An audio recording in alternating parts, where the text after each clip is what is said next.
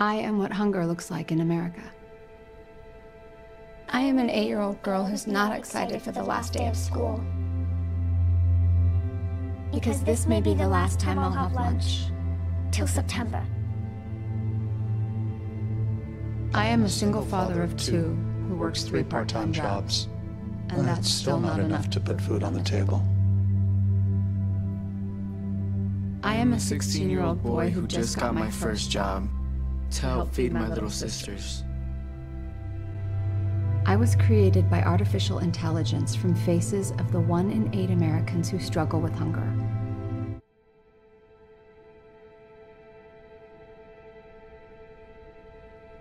I am what child hunger looks like in America. I am a 9-year-old boy who hopes a friend invites me to a sleepover so I can have dinner. I am a 15-year-old girl who goes for walks during lunch so my friends won't know I don't have anything to eat. I am a 13-year-old boy who gets into fights at school just because I'm hungry. I was created by artificial intelligence from faces of the 1 in 7 American children who struggle with hunger.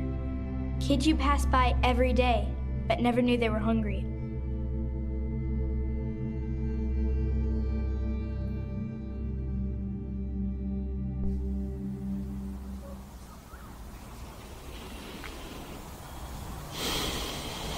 Hey, Billy.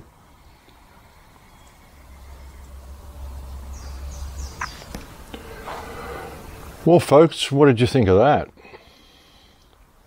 AI-driven deepfake is here. Pretty convincing sort of characters on that ad for homeless faces in America. Makes you wonder how much of what you see on the news is real, how many of the announcers you see on the news are even real, how much of what you see on television is real at all, folks. So true to form, YouTube have deleted my video from yesterday. They deleted 5 of my last 7 videos. One may wonder whether it's worth even uploading anything to YouTube anymore. But that's where the audience is. I mean, I would move over to BitChute or Library or just go to an alternate platform completely. But there's no good just preaching to the choir. We've got to try to reach the people who are already asleep and still asleep, and they're on YouTube, unfortunately. So I'll just keep going. I mean, I'll keep uploading to YouTube until they delete my channel altogether, and then I will move over to BitChute and Library and other places. My stuff's already being uploaded there anyway at the moment, so, you know, there's no point uploading directly to those platforms when they mirror my stuff from BitChute, from YouTube now. Otherwise, I'll just appear on there twice. But I do highly recommend that people go and subscribe to my BitChute channel. I also managed to get a video uploaded to 3Speak yesterday. So once I can get it to appear on my Hive platform, then I'll have that sorted out as well. So that's another place that I can upload to. But things are getting crazier and crazier, folks. We're hearing now of all of this posturing about possible war and conflict with China, of course. And you can see how they're going to do this, folks. I mean, there's talk that relationships are breaking down between Australia and China, and so the Prime Minister is saying we need to expect a life in a poorer and more disorderly world in future because of strained relations with China. Apparently relationships with the United States and Australia are also a little bit strained at the moment. But I mean, that's just all theatrics, folks, because the United States will never sever ties with Australia. 2 words, Pine Gap, which is one of the most secret and one of the most important bases on Earth. So, you know, whatever the theatre is, the United States is never going to go away and leave this country alone. But they have to create the illusion for what they want to do. We all know that they want to introduce the Chinese system. This has been a plan all along. They really want to introduce the Chinese system right around the world The Rothschilds, the Rockefellers, all the world bankers. Hey, Billy, you're very friendly today. Did you like those seeds that I gave you? Billy likes to come and say hello, folks. And say hello to everybody, Billy. He's a very friendly little peacock, this fella. But we know that they want to introduce the Chinese model right around the world. The Rothschilds, the Rockefellers, they love the Chinese model. But how do they do it? How can they get that introduced to the world where the world is going to accept it? Well, they can create even some semblance of an invasion here. They could do that. They could get away with having a lot of Indonesians or Chinese or whatever come to Australia because we really can't defend this country. And they can do that while the United States is in a state of complete turmoil. I mean, you've got people in the United States literally burning their own flags and telling, you know, that they want the police disbanded and all the stuff they're doing, which is all supporting this whole globalist agenda right down the line. So, you know, you can see how they can do it, folks. It's the perfect timing for China to do what it wants to do and do it under the pretext of an invasion or the pretext of retaliation for what the Western countries are saying about it and the virus. You know, they're all blaming China for releasing the virus. You know, should we investigate China? Should they take responsibility for crashing the world economy the way they've done? You know, and it hasn't been China. It's been done via the actions of the politicians. Now, all of it is through the actions of the politicians. But they have to create the excuses for it, folks. They have to create the excuse to let the world go into the state they want it to go into and to make it look like it was just a normal course of events.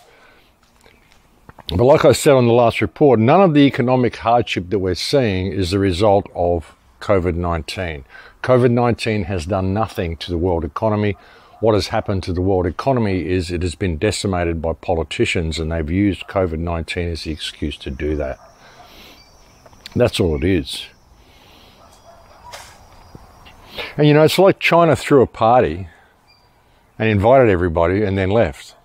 You know, China says, oh, look, we've got this terrible virus, and then they build all these hospitals and do all this stuff, and then within a month it's all gone, it's all over. And the whole rest of the Western world has been decimated because of it. So, you know, how much of this do you think was theatrics? You know, and you can't say, well, you know, they released the virus into the West and, you know, it's them that's done it. There is no pandemic. When you understand how viruses work, there is no pandemic. This is all fiction. It's all theatre. But they're setting the world up for whatever it is they're going to do next.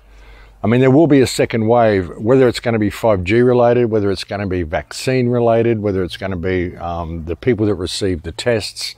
However they're going to do it, there will be a second wave, and the people mostly will buy into it and believe that it's the second outbreak of COVID because they've set the stage for it. But that's what all this has been about. This whole first wave, so-called first wave, has simply been the preliminary action they've taken for the real pandemic that they wish to unleash, which will be probably mostly as fictional as the first one.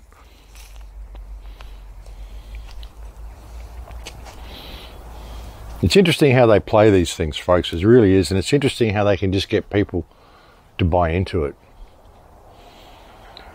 But, you know, it's the perfect way to introduce the Chinese model.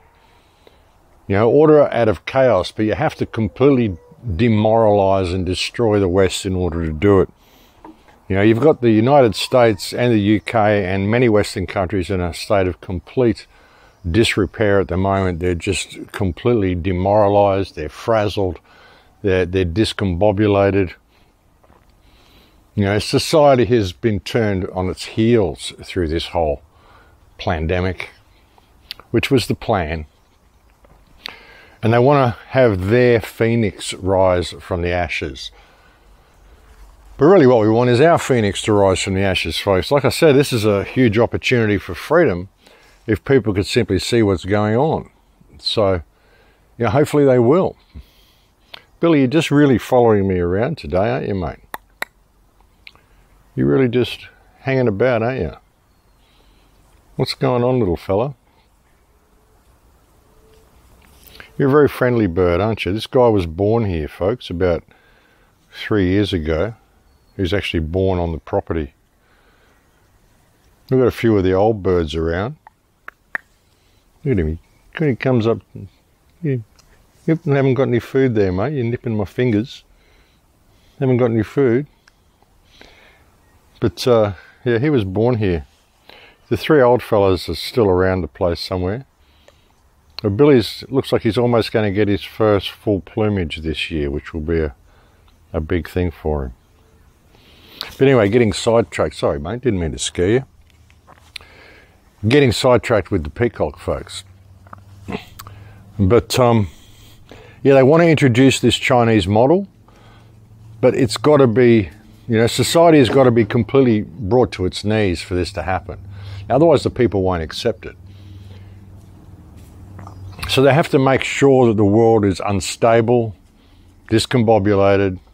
Like the Prime Minister is saying, we've got to expect a poorer and more, what did he say? Not dangerous.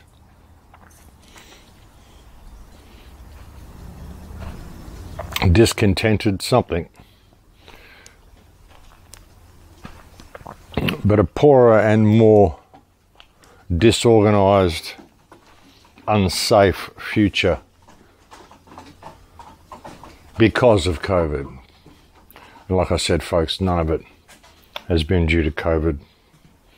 But anyway, I don't really have much to say to you today. I've got so much on. I really want to try to go and get through some of these emails that I've got in there. There's so much going on in the world. It's ridiculous. I just wanted to alert you to the fact that another one of my videos has been deleted. Yeah, like I said, 5 of the last 7 videos have been deleted by YouTube. There's 7 videos, I think, or 8 videos now deleted in the last month. It's difficult when I go to select a new video to feature on the channel because I look at the selections and most of them are missing. But you will find them all on BitChute, and again, I have sent out a newsletter to people to let them know that the video was deleted. If you haven't signed up for the newsletter yet, please do go and sign up to the mailing list on my website. I don't send them out very often. I'm not someone that will be spamming you with newsletters and trying to sell you products and items and things. Yeah, I really don't send them out very much. It's just if something happens, like videos get deleted or whatever, I just kind of send out a message. Or if I've got a talk coming up, I will send out some messages in regard to that as well. But yeah, that's about all I have to say to you today, I think. I will get a report out for you again soon.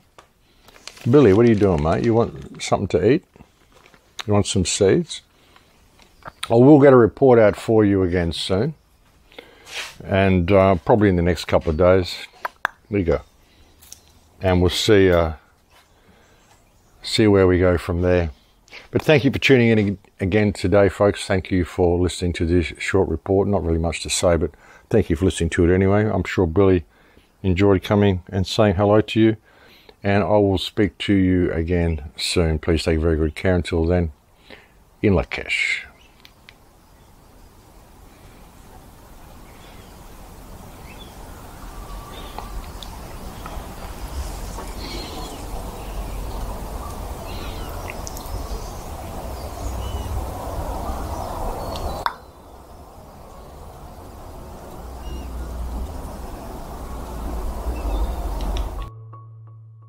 I think there's a valid concern that maybe we're giving machines too much power. Or maybe we don't want machines to be self-aware. In my opinion, everybody should understand that this technology is around the corner. Your children, your grandchildren are going to be living in a world where there are machines that are on par and possibly exceed human self-awareness. And what does that mean? We'll have to figure that out. Inside his Creative Machines lab, Hod Lipson and his students are taking the first steps towards sentient machines. Scattered on shelves and tucked into cubicles, their robot menagerie is probing the biggest philosophical questions that face robotics and AI today. As these deceivingly simple machines squirm and babble, they're crawling towards a future where robots can autonomously adapt to and understand their surroundings, embarking on a quest to unlock artificial consciousness. We've been making huge advances in robotics for decades, but engineers investigating these philosophical questions has not always been a widely supported pursuit. For many years, this whole area of consciousness, self-awareness, sentience, emotions was taboo. Academia tended to stay away from these grand claims. But I think now we are at a turning point in history of AI, where we can suddenly do things that were thought impossible just 5 years ago. We humans cannot babysit all these incredibly sophisticated systems that we're creating. We need to gift them with this ability to see themselves. To do that, Hod's lab is taking a unique approach. Instead of trying to understand and replicate something as complicated as human consciousness, they're looking into something a little simpler: the ability to imagine yourself, or self-simulate. So the big question is, what is self-awareness, right? We have a very simple definition, that self-awareness is nothing but the ability to self-simulate. The dog might be able to simulate itself into the afternoon. If it can see itself into the future, maybe it can see itself having its next meal. Now, if you can simulate yourself, you can imagine yourself into the future, you're self-aware. With that definition, we can build it into machines. The first idea to use the arm really came about because arms are one of the most common types of robots, and they're also fairly simple. We have the robot start by flailing around. We call this motor babbling. It just moves, it's just like a child in a crib. After moving for one day, it collected enough information about its body to understand the dynamics of its motion, how when it moves, what's going to happen to its position and the ability to move in the future. The team fed all of that data into a deep learning model, allowing the robot to predict its next position based on its previous one. Essentially, it's using the model it created to imagine its own motion. From there, we were able to use this model to plan how to effectively accomplish tasks.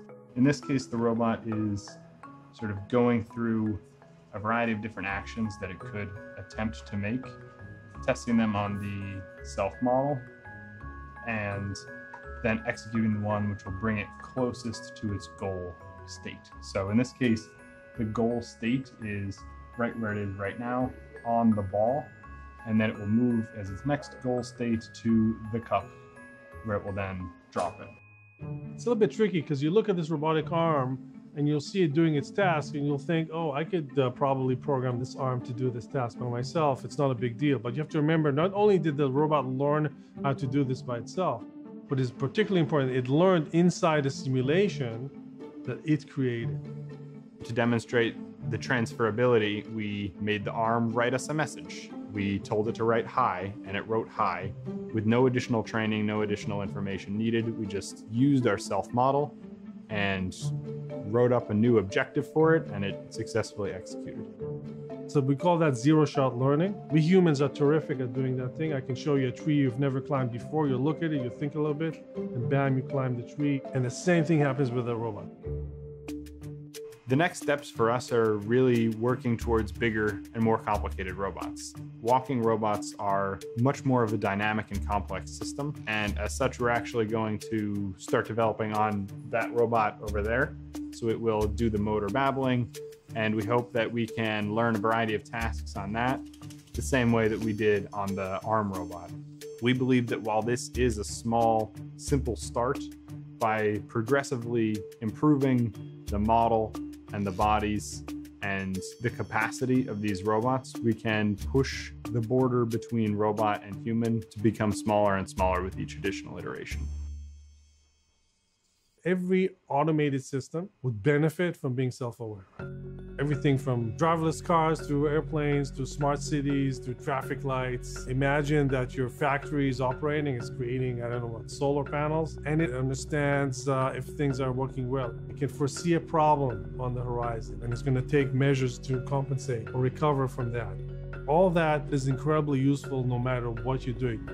But regardless of the benefits, the idea of self-aware machines will inevitably raise concerns. Experts from the likes of Stephen Hawking to Elon Musk have warned about the dangers of advancing AI, cautioning against a future where it progresses to a point beyond human control. To me, it's very similar to the discovery of fire. You can do a lot of bad things with fire, but there's no doubt that fire is an incredible technology, changed our civilizations forever. So we can try to quench it and say, okay, we're not touching this. But I think a much smarter thing to do is to say, how can we try to use this technology for good and sort of understand its pitfalls? Discovering the ability to build self-aware machine will change our ability in big ways. Is it going to take 10 years or 50 years? I don't know, but it's going to happen in our lifetimes. And we have to make sure we understand how to use it properly, because the benefits far outweigh the risks if we can handle it. I was created by artificial intelligence from faces of the 1 in 8 Americans who struggle with hunger. I was created by artificial intelligence from faces of the 1 in 7 American children who struggle with hunger.